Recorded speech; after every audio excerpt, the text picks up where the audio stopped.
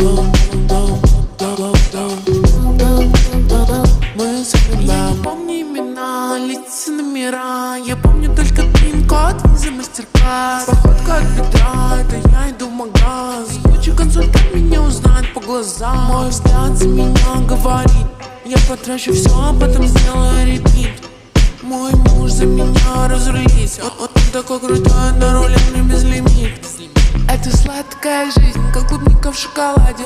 Люди говорят: ну сколько можно тратить? Не отходя от кассы, я говорю: